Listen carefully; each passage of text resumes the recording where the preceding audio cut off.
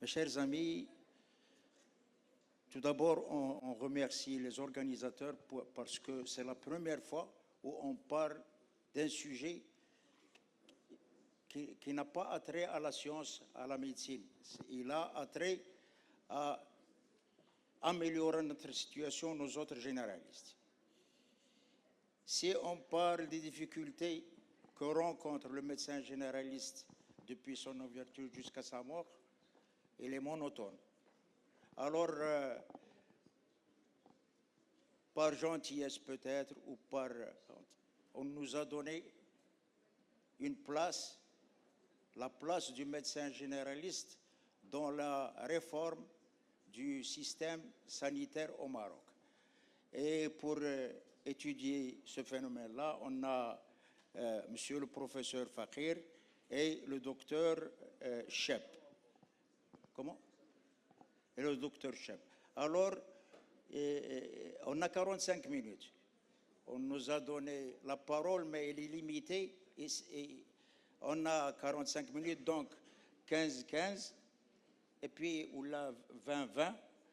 Et on laisse la salle parce que c'est un sujet très important qui a attrait à l'avenir du praticien. Et puis, nous autres, on a l'habitude d'attendre. Chaque fois qu'on parle du médecin généraliste, ils nous disent c'est la pierre angulaire de la médecine.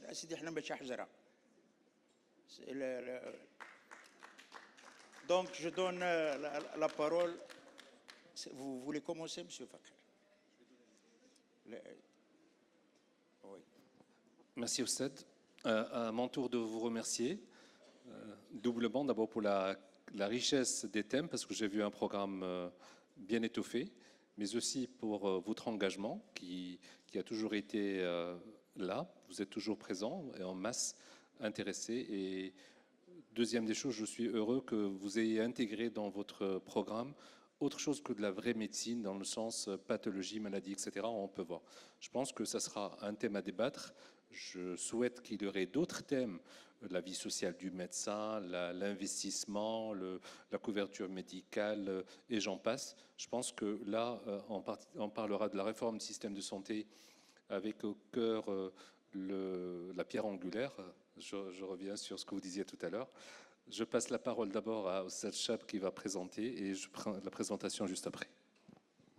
Merci beaucoup, cher ami. Je suis très ravi aujourd'hui de présenter devant vous un sujet d'une extrême importance, un sujet d'actualité, à savoir... Alors je passe.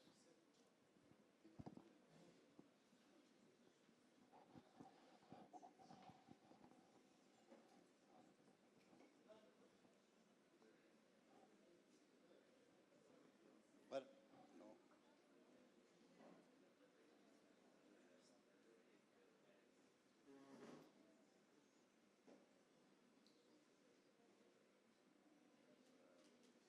Voilà. Alors, un sujet d'une extrême importance, à savoir le médecin de famille dans le parcours coordonné obligatoire, je l'ai mis en rouge, obligatoire des soins. Alors, en guise d'introduction,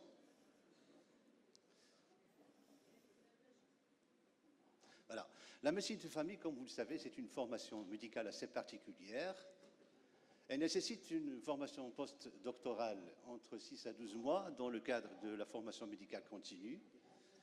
Elle touche pratiquement toutes les spécialités. Mais malheureusement, elle est très peu développée dans notre pays. Et pour qu'elle soit bien incrustée dans notre système de santé, il va falloir amender et pratiquer certaines lois que vous connaissez très très bien, à savoir la loi 6500 qui est relative à l'assurance maladie obligatoire, la loi 1598 relative à l'assurance maladie des indépendants, la loi 1599 aux professionnels non salariés, la loi 0212 à la protection sociale et enfin, la loi la plus importante, c'est celle du 0934 du système de santé qui parle justement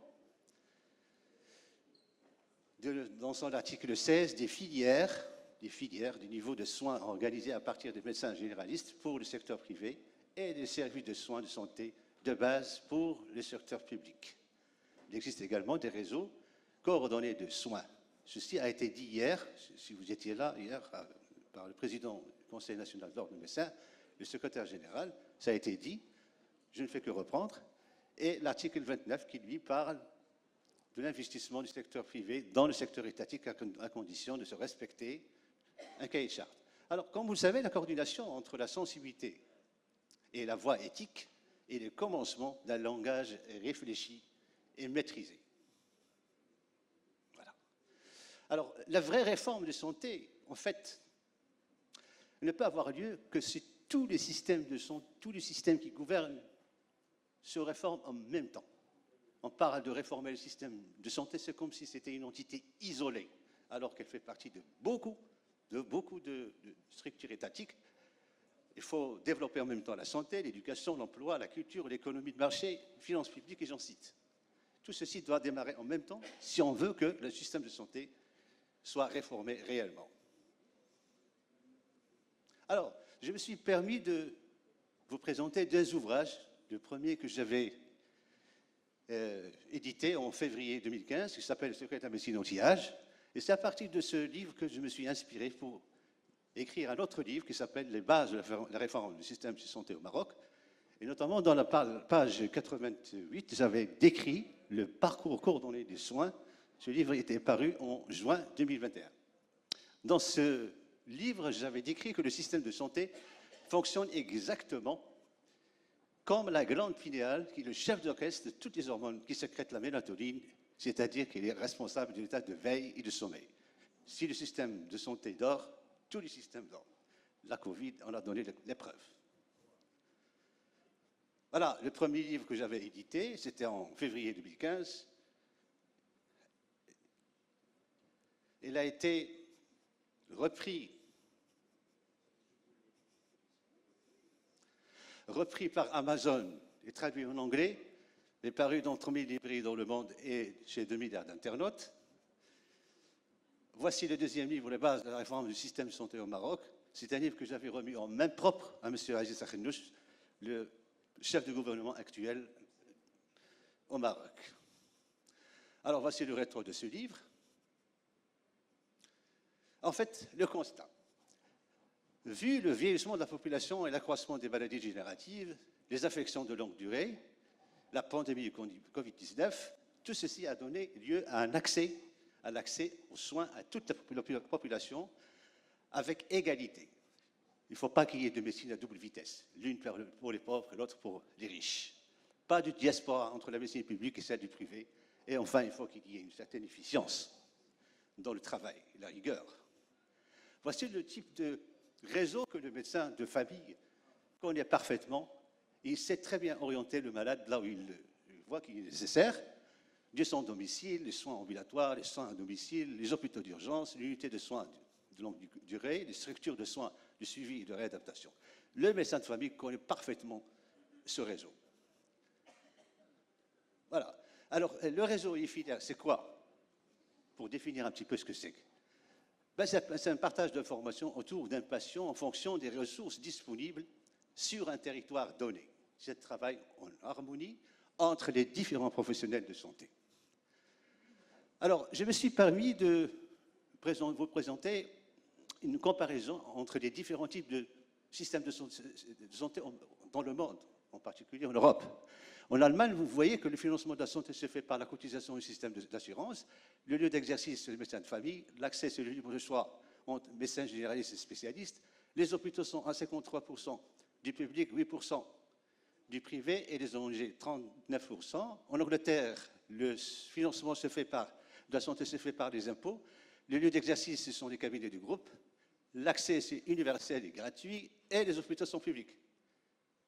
En Suède, le financement des impôts se fait par... Le financement de la santé se fait par les impôts, le lieu d'exercice, c'est le médecin de famille, l'accès, c'est public et les hôpitaux sont publics. L'Espagne, le système de santé se fait par la cotisation sociale et les assurances, le lieu d'exercice, c'est le médecin de famille, l'accès et le libre choix de tous les professionnels de la santé, et les hôpitaux sont à 43% publics et 57% privés.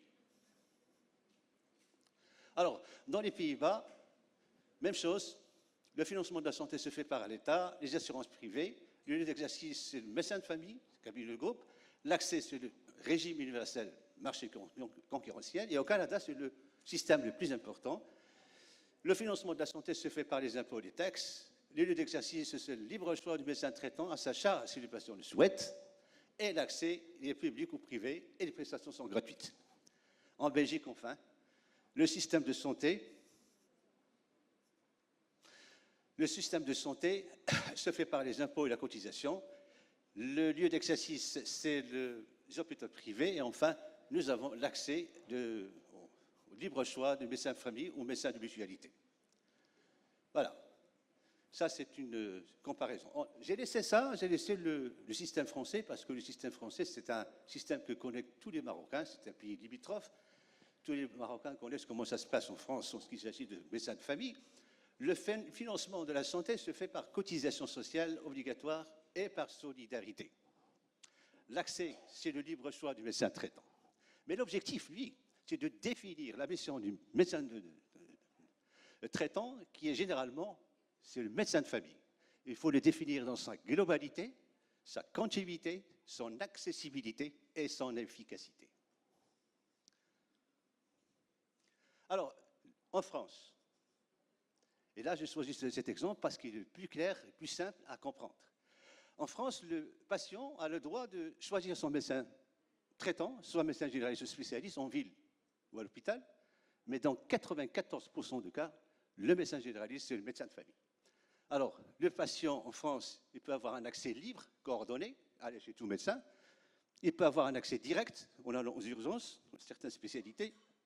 Il peut avoir un accès coordonné, en allant sans médecin traitant. Et il y a des soins itératifs, ce sont des affections de longue durée, où l'accès itératif peut passer sans passer par le médecin traitant. Sachant que les spécialistes, les hôpitaux et les généralistes ont pour mission la prévention, le dépistage, le diagnostic, le traitement et le suivi des malades, ainsi que l'orientation dans le parcours coordonné des soins. Alors, j'ai marqué en bas que l'accès soit coordonné ou direct, il y a obligation du retour au médecin traitant, c'est-à-dire au médecin de famille. J'ai marqué en accolade à droite, à gauche, tout le système français fonctionne avec conventionnement. Voilà. Alors, on va rentrer un petit peu en détail pour mieux comprendre comment ça se passe en France. Et ça va être la même chose au Maroc, avec quelques différences. Alors, chaque médecin en famille, chaque famille doit choisir son médecin en France qui s'occupe du dossier du médical de chacun de ses membres. C'est le médecin de famille qui peut être en même temps son médecin traitant. Dans 94%, c'est un médecin généraliste. La famille déclare aux organismes de prévoyance sociale et des assurances l'identité de son médecin traitant, de médecin de famille, pour faciliter le parcours coordonné des soins et le remboursement des frais de soins. Mais cependant, si un des membres de famille désire être désigné soigné par un autre médecin, autre que celui de la famille, ce dernier prendra le nom de médecin traitant, qui peut être médecin généraliste ou spécialiste. Alors, qu'en est-il maintenant au remboursement? Maintenant, si le patient respecte le parcours coordonné des soins et passe par son médecin de famille, déclaré aux organismes de prévoyance sociale, il bénéficiera de la gratuité des soins et il suffit de présenter sa carte vitale. Maintenant, s'il préfère un autre médecin non déclaré et il doit payer ses propres soins, son remboursement sera fait ultérieurement par des organismes gestionnaires qui prélèveront les frais de dossier sur la somme versée aux patients concernés. Alors, un petit clin d'œil sur la population marocaine. Tout d'abord, il faut connaître quel est le nombre de la population qui est assurée. Selon le Haut Commissariat au Plan, 2020, la population nous étions à 36 millions d'habitants. Selon l'autorité de contrôle des assurances des prévoyances sociales 2019, 10,2 millions qui sont assurés. Du secteur privé, c'est 67,1%, secteur public, 30,7%, les étudiants, 2,3%. Le nombre de population qui est prévu pour l'an 2022, c'est 22 millions.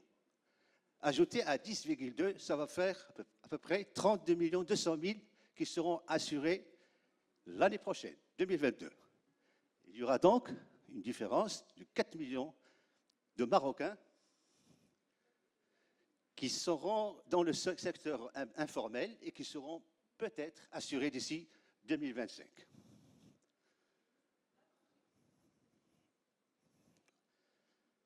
Voilà. Alors, un petit clin d'œil sur comment ça se passe au Maroc. Donc, au Maroc, nous avons 4 secteurs.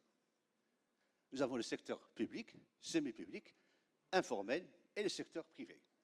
Le secteur public, le patient peut aller du bas de l'échelle vers le haut de l'échelle, du dispensaire, centre de santé, centre de diagnostic, hôpital provincial, hôpital préfectoral, hôpital régional, CHU. Le patient peut passer directement vers ces différents établissements sans respecter la hiérarchie. Cependant, j'ai marqué en rouge le centre de santé, c'est le pivot. C'est lui qui renvoie la majorité des patients vers les CHU, l'hôpital régional, provincial et préfectoral. Nous avons le secteur semi-public, où les CDSS renvoient les patients vers les polycliniques, le Croissant Rouge marocain vers l'hôpital clinique. Le service de santé des militaires renvoie les patients vers l'inspection générale du travail, les hôpitaux militaires, l'infirmerie de garnison. Dans le secteur informel, le patient se balade malheureusement chez l'herboriste, le vendeur, les pharmacies, le câblage, les arracheurs de dents, j'en cite. Le secteur privé, lui, vous le connaissez, il est submergé par les cliniques et les cabinets. Sachant que le centre de santé est la plateforme du secteur public, cependant, sa filière n'est pas toujours respectée. Voici malheureusement comment ça se passe au Maroc. Nous avons un parcours désordonné. Et c'est là où le bas blesse. Les patients passent par le secteur informel, les pharmaciens, les hôpitaux publics, les généralistes privés, les spécialistes privés. Il n'y a pas de prise en charge codifiée. Il y a une multiplicité des prestations de soins, formelles et informelles. Il y a un retard de diagnostic. Il y a une surmédicalisation. Il y a une élévation des dépenses inutiles des caisses sociales. C'est pour ça qu'on a des problèmes dans la gestion des caisses de l'État. Dans le privé, le patient peut se balader du bas de l'échelle vers le haut de l'échelle, des centres de santé vers le CHU. Et dans le secteur privé, comme vous voyez, le patient peut partir n'importe où. C'est le médecin généraliste, spécialiste, pharmacien, officine, herboriste, guérisseur, clinique, urgence, radiologie, laboratoire. Bref, en l'absence d'une trajectoire bien définie, c'est le patient qui définit lui-même son parcours. Et c'est ça, être désordonné. Alors, qu'en est-il de la couverture médicale au Maroc? Comme vous le savez, nous avons l'ANAM, l'Agence nationale de l'assurance maladie obligatoire, qui encadre et régule le système d'assurance maladie obligatoire. Elle gère les ressources du régime d'assistance médicale, qui a foiré. Comme vous le savez, le remède n'a pas marché. L'ANAM veille au respect des dispositions des lois régissant la couverture médicale. L'ANAM coiffe CNOPS pour les fonctionnaires, CNSS pour les salariés.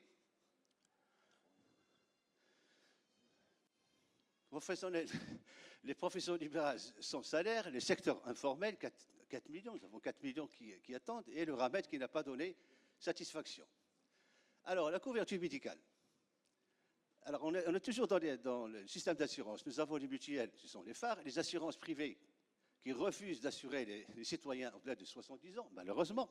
Et nous avons ça, juste pour savoir, CNOPS et CDSS sont désormais sous la tutelle du ministère des Finances et la couverture médicale dans l'année prochaine sera, pour tous les Marocains, sera assurée par la contribution des affiliés, le budget général d'État, les parataxes et la caisse de compensation.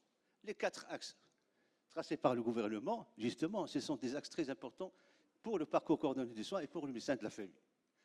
Le premier, c'est la valorisation des ressources humaines. Nous avons la loi 32-21 qui a amendé la loi 131-13 qui va autoriser un médecin étranger de venir opérer librement dans notre pays.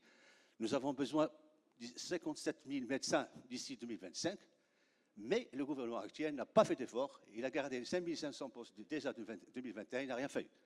L'argentier de notre pays, qui est en même temps le directeur général des impôts et des douanes, a décidé que le médecin de santé publique ne sera plus un fonctionnaire et sera payé à l'acte. Alors, le deuxième axe, c'est la réhabilitation des hôpitaux. C'est le respect obligatoire du parcours de coordonnées de soins à travers des établissements de soins primaires et par les médecins généralistes, c'est-à-dire le médecin de famille. Troisième axe, c'est la bonne gouvernance du système de santé. Enfin, la création du système d'informatique. Et là, je vous invite tous, médecins généralistes ou spécialistes, et surtout les médecins généralistes, à se familiariser avec le jargon de l'intelligence artificielle. Nous avons le quantified self, c'est-à-dire l'automesure de soi. Nous aurons besoin tous de travailler avec le smartphone et avec ce vocabulaire d'ici quelques mois. C'est une assistance automatique 24 sur 24, 7 sur 7. Ce sont des conversations intégrées munies d'un algorithme capable d'imiter le comportement humain et de répondre aux questions posées, soit en présentiel, soit en ligne. Nous avons le chatbot, c'est-à-dire des questions-réponses robotisées pour tous les assurés. Nous avons le big data, c'est-à-dire toutes les données seront intégrées. Ce système permet d'orienter les patients et prendre des décisions au bon moment. Et nous avons le blockchain, c'est-à-dire accès par les médecins, organismes gestionnaires et les établissements sanitaires à toutes les données de chaque patient avec toute sécurité. Alors, ce qu'on souhaite au Maroc, c'est notre souhait, c'est que le patient doit respecter le parcours coordonné de soins. Il doit passer par son médecin de famille. Et s'il le fait, les organismes gestionnaires seront favorables et le remboursement sera fait. Maintenant, s'il préfère un parcours désordonné, eh bien, les organismes gestionnaires répondront non favorables et il ne sera pas remboursé. Le remboursement sera refusé. Et c'est ça notre souhait. Qu'en est-il maintenant de la carte sanitaire? Quand vous voyez, la région de Casablanca-Stade et Rabat-Salé-Kilitra détiennent la part du lion, à peu près 7 000, 6 000. Pour les médecins généralistes, toujours la part du lion, Casa-Stade, Rabat-Salé-Kilitra. Il y a 19, c'est marqué en vert, il y a 19 médecins qui travaillent comme médecins généralistes alors qu'ils sont des professeurs agrégés. Ils n'ont pas encore régularisé leur situation. Voici donc, j'ai fait sortir ce tableau en disant que, voilà, les médecins généralistes, secteur public et privé, nous avons 2796 dans la région de Casablanca-Stade et Rabat-Salé-Kilitra, 2080. Alors, le nombre de médecins généralistes, c'est 11 434. Dans les deux régions que je viens de citer, Rabat-Salé-Kilitra et Casablanca-Stade, il y a 80% des médecins généralistes, soit 4 880. Vous voyez la disparité. Alors, au Maroc, nous avons malheureusement 8,6 médecins pour 10 000 habitants, alors que l'OMS préconise 23%. J'arrive. Alors, qu'en est-il du budget? Vous savez que le budget marocain, le budget de l'État qui a été voté, c'est 796 milliards de dirhams. Le budget général, c'est de 520. Alors, la différence qui a été ajoutée, c'est 43 milliards de dirhams. Le budget qui a été donné à la santé en 2021, c'était de 23 milliards, soit 6,9% du budget de l'État. Pour 2022, il y a un rajout de 0,55 milliards de dirhams, soit 7,05 du budget de l'État. Alors que l'OMS préconise 11%. Franchement, avec ce rajout de 0,50, est-ce qu'on peut faire une couverture générale pour 32 millions de sang? Je ne pense pas. Je ne pense pas. Alors le but, j'arrive. Le but, c'est de réduire les dépenses budgétaires inutiles. Accéder à la mise en place d'un parcours coordonné de soins qui doit être obligatoire. Considérer le médecin généraliste comme le médecin de famille, comme la porte d'entrée du malade dans ce système de santé très important, par le biais des consultations, des traitements, de prévention et enfin d'orientation vers le parcours coordonné de soins. En conclusion, j'arrive. Il est grand temps de réformer notre système de santé en commençant par valoriser la médecine de famille qui est un véritable projet de société et en mettant l'individu au centre de nos préoccupations. Revaloriser la médecine de la famille et à travers elle le médecin généraliste. Et en réalité, ce n'est pas les médecins qui nous manquent, c'est la médecine de famille.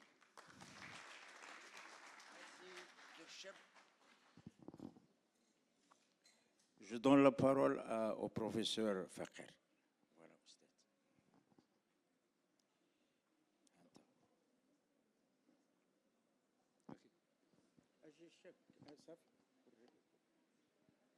Là, on avance. Là, on recule. Ça marche. Là, c'est le flash. Ça marche. Allez, bon. Merci. Diapo, s'il vous plaît.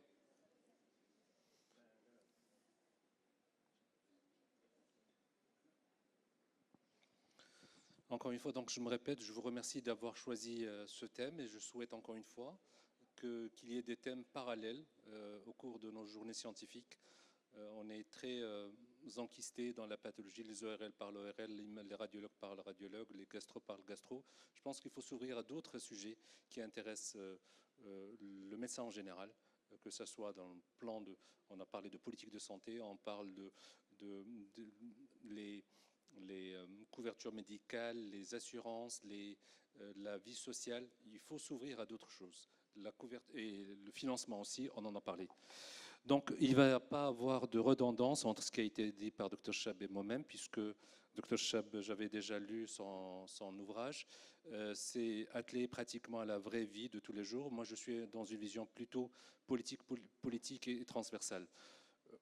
Tout le monde se rappelle de ces images-là. Et ce qu'on peut retenir aujourd'hui, c'est qu'on a besoin d'un État souverain en matière d'offres de soins et de métiers de santé en général.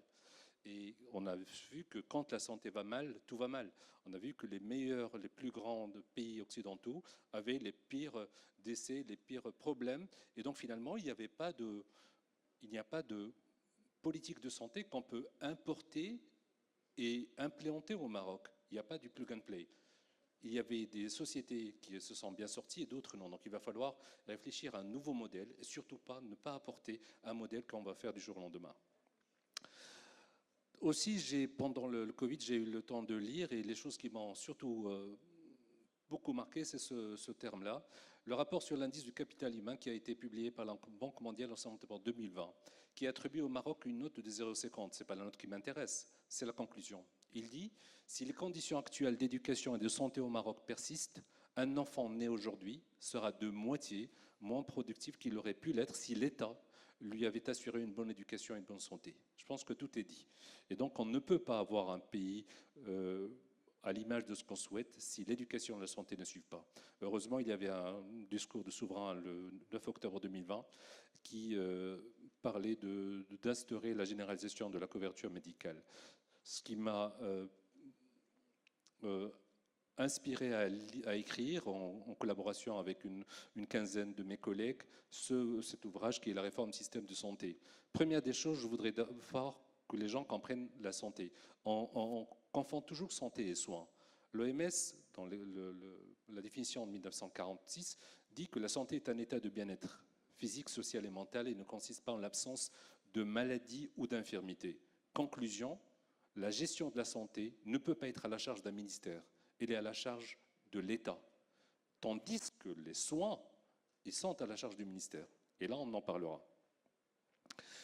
Et donc, quand on voit un petit peu le parcours de santé ou les problèmes de santé au Maroc, on se rend compte que finalement, il y a deux grands défis. Ceux qui sont liés aux soins, c'est ce qui était disait par Dr Chab dans le parcours de soins, mais ceux qui sont détenus dans le cadre de système de santé en général. Les défis de notre offre de soins. Alors, on sait tous qu'il y a un énorme problème de ressources humaines, qu'il faut combler ce déficit et veiller à son équité, mais aussi qu'il y a besoin de gérer deux groupes de maladies, parce qu'on dit que le Maroc est jeune, ben dites-vous bien qu'on n'est pas dans les années 60 ni 70. Aujourd'hui, 15% des Marocains ont plus de 65 ans, et ce taux passera à 20 à 25% en 2025, c'est demain. Et pourtant, on a 15 gériatres. Et on continue à produire des gynécologues et des pédiatres comme si on était encore en plein post-indépendance. Donc il va falloir revoir ça. Ensuite, on disait que la maladie qui tue au Maroc, c'est la rubéole, la rougeole, la tuberculose. Ce n'est pas vrai. Actuellement, c'est les maladies chroniques qui sont budgétivores, qui sont lourdes de conséquences. Donc il va falloir revoir tout ça. Et avec tout ça, actuellement, ça a été dit, on est 36 millions d'habitants et on est un peu moins de 28 000 médecins. C'est très peu pour la population. Et parallèlement à ça, on produit très peu de médecins. En 2018, on en a produit 2282, alors qu'on devait préparer quelque chose comme 3000. Bon, qu'est-ce qu'il faudrait faire? Il va falloir réfléchir à refondre cette formation.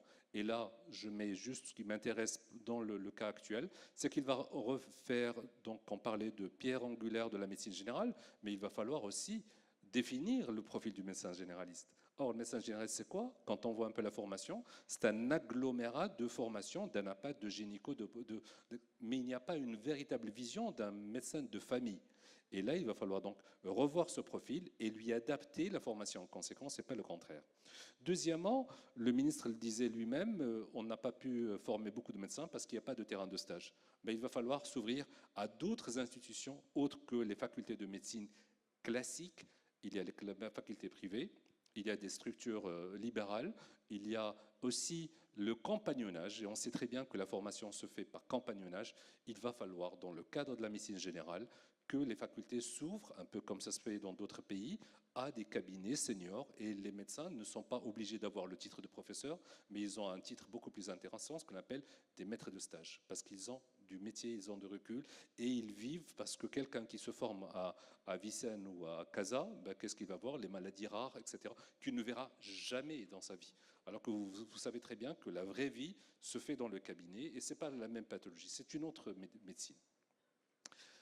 Ensuite, il va falloir, une fois pour toutes, opposer les structures publiques, privées, etc. Quand on voit un petit peu Avicenne, on a les larmes aux yeux. Hein, médecine B, chirurgie B, pour ceux qui la connaissent. Il y a 8 professeurs, un est déjà parti à la retraite, les 4 autres partiront dans 3 ans. Il n'y a ni professeur assistant, ni maître assistant, ni assistant. Il y a des services où il n'y a plus rien, et quand ils partiront, je parle l'exemple de la NAPAT, quand ils partiront, il va falloir fermer boutique. Donc, on est vraiment dans un déficit. Au-delà des ressources humaines, il va falloir gérer les maladies transmissibles et les maladies non transmissibles. Et pour ça, on ne peut pas avoir la même politique d'aujourd'hui. Les maladies transmissibles, vous le savez, c'est des maladies chroniques. On en parlait pour les douleurs, c'est des maladies chroniques, c'est des maladies qui prennent beaucoup de temps médecin, mais beaucoup de budget pour les structures, ce qu'on appelle, ils sont budgétivores. Dans ce cadre-là, il n'y a pas que l'hôpital public, il y a aussi les administrations à but non lucratif et puis les secteurs libéraux. Et tout ça travaille dans le secteur. Ce qui est important, c'est que on est encore en train d'opposer public et privé. Je vous fais juste savoir, on parle de médecine générale, il y a pratiquement 5700 et quelques, 5200 qui sont dans le privé versus 3800. Alors que c'est le pilier des soins au Maroc. Je parle aussi de la pédiatrie et la gynécologie qui sont des secteurs clés dans la santé, vu la politique de santé au Maroc. Mais dans ce cas, que vous voyez, c'est que finalement, il y a beaucoup plus, pratiquement les 2 tiers sont dans le privé et le 1 tiers dans le public. Mieux que ça, quand on voit un peu les structures et l'installation, pratiquement la radiologie, je parle la radiothérapie et j'en passe, pratiquement 70 à 80% sont dans les privés. Et tout ça,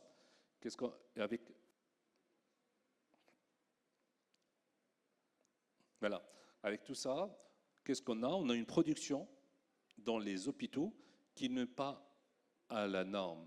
Je vous informe que même si on est quelque part 50-50 public-privé, ben, le secteur privé produit entre 70 et 85% de l'offre de soins. Et ça, c'est des chiffres. Okay, on prend un exemple. Je vais prendre l'exemple ça c'était l'exemple des hôpitaux au Maroc publics. Je prends l'exemple de la radiologie que je connais parfaitement bien. L'IRM, Blimlal, ils ont une IRM en 2019. Combien ils ont produit de malades? 0 malade en une année. La région de Tanger, Hussima, qui constitue un énorme potentiel en matière de pathologie cancéreuse, notamment du sein. Ils sont 6 radiologues, ils ont 6 mammographes, ils en ont produit toute l'année 0 mammographie. Donc encore une fois, ce n'est pas un problème de budget. On ne vient pas nous dire qu'on va acheter des scanners et des IRM, ce n'est pas ça. Donc c'est une vision qu'il va falloir refaire. Alors j'ai le même souci que madame... Oui, alors ensuite, je vous passe ça, hein, ça c'est à l'hôpital. J'ai vu la situation pratiquement de l'hôpital à Vicenne. Je me suis rendu compte qu'il y a des gens qui sont hospitalisés 42 jours et la plupart c'était en attente d'examen. Et quand on voit ça, c'est parce qu'il fallait prendre le temps de faire un examen. 42 jours, si on veut le calculer, ce que ça coûte à l'État d'avoir un lit, d'avoir un infirmier, d'avoir la famille, d'avoir un parent de famille qui ne suit pas ses enfants, etc. Le coût social n'est pas calculé. Il va falloir voir ça pour revoir un petit peu. Et tout ça pour vous dire que finalement, dans la nouvelle politique, alors le paradoxe de notre politique de santé, c'est que toute la politique de santé se fait vers le secteur public. Alors, en faisant ça, qu'est-ce qu'il y a? Ben, l'État passe à côté du concours de 13 000 médecins. de 359 cliniques, et j'en passe. C'est-à-dire que la politique de santé au Maroc ne doit plus être sur le secteur public, mais il va falloir réorganiser pour que le centre de la prise en charge soit le patient, et ensuite avec un parcours de soins, ça a été dit par Dr Chab, et c'est ce qu'il va falloir faire entre un aller. Donc finalement, notre défi n'est pas un défi financier pur, c'est un défi de politique, de nouvelles politiques. Alors il va falloir définir des parcours de soins adaptés, préétablis, tenant compte des ressources humaines et des moyens techniques disponibles localement, en mettant le médecin de famille au centre de la prise en charge. Ça, c'est fondamental. Il va falloir lui assurer une formation médicale de qualité et pas celle dictée par les industries pharmaceutiques. C'est deux choses différentes. Parce que là, je ne pense pas qu'il y a une industrie pharmaceutique qui va financer un thème, ou si vous voulez parler de l'obésité au milieu scolaire. Je ne connais aucune structure qui va le payer. Si vous parlez de tabagisme passif, personne ne va le payer. Et pourtant, c'est les deux thèmes qui posent problème actuellement chez les enfants. Pourtant, on aura toujours des gens qui vont pour le diabète. Et pourquoi? Parce qu'il y a de l'industrie.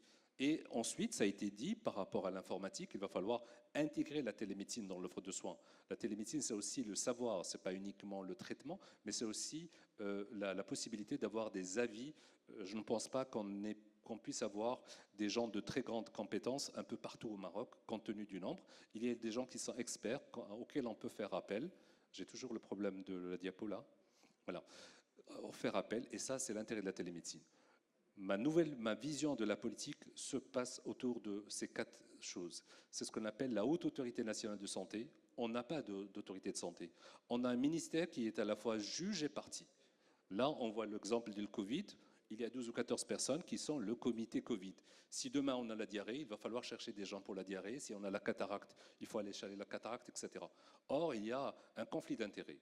Comme en France, il y a la HAS, comme d'autres pays, il faut qu'il y ait une haute autorité dont le métier, c'est de produire des référentiels thérapeutiques. Au Maroc, c'est comme ça qu'on traite les angines, c'est comme ça qu'on traite les varices, pas autrement.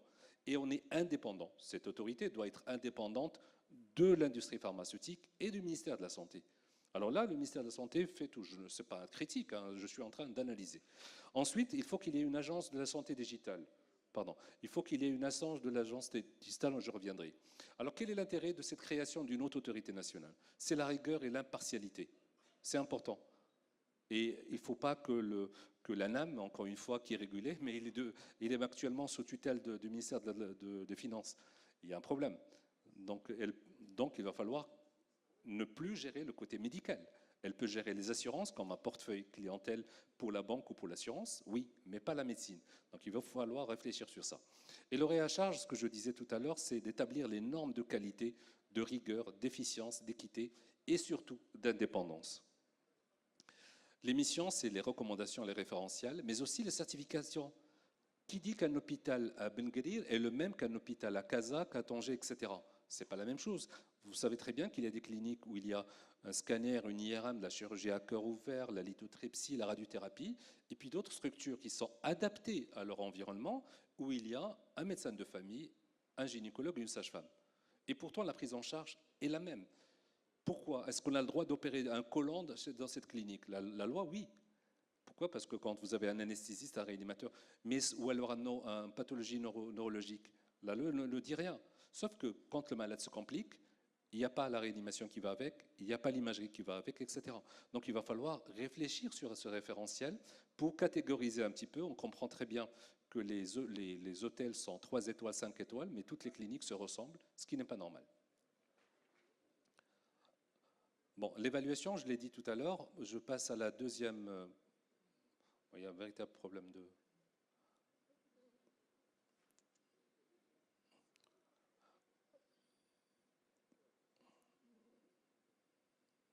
Je suis désolé. Voilà.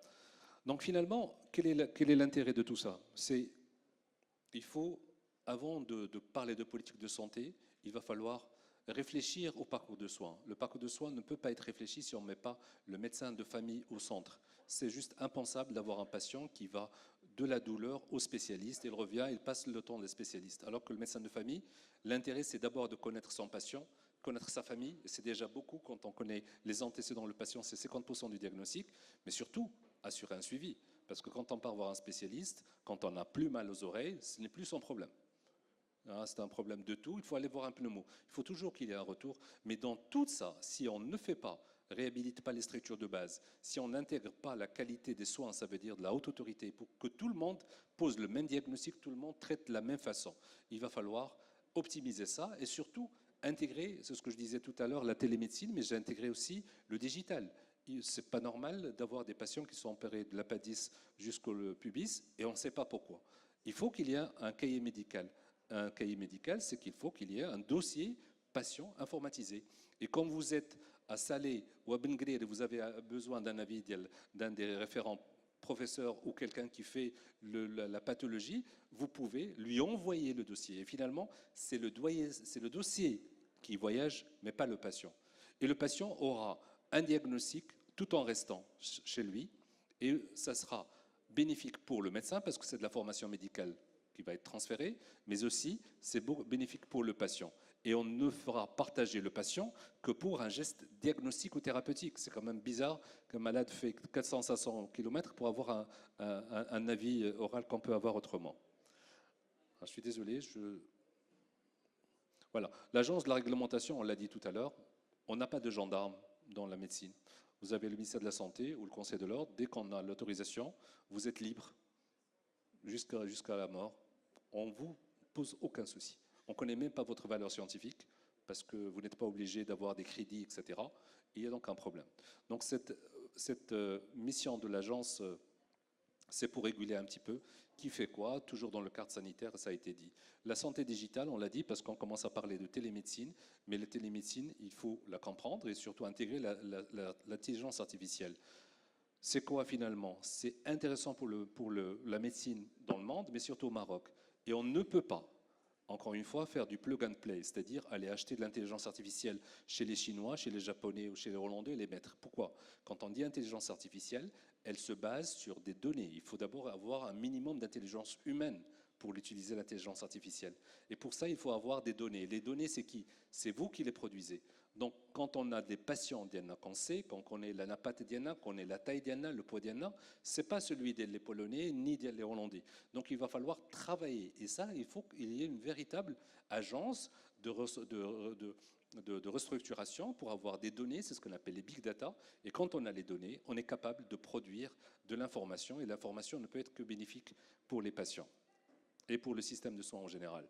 Et quand je vous le disais tout à l'heure, impossible de faire une nouvelle vision politique si on ne fait pas un dossier patient informatisé, c'est-à-dire qu'il y aura zéro papier, que le patient, on sait exactement ce qu'il a. Quand un avis est donné, c'est le médecin qui demande l'avis au patient et c'est le patient qui donne l'aval. Le dossier appartient au patient et il n'appartient ni au médecin, ni à l'agence de télécommunication ou je ne sais quoi. Le dossier reste dans le domaine médical pur et dur.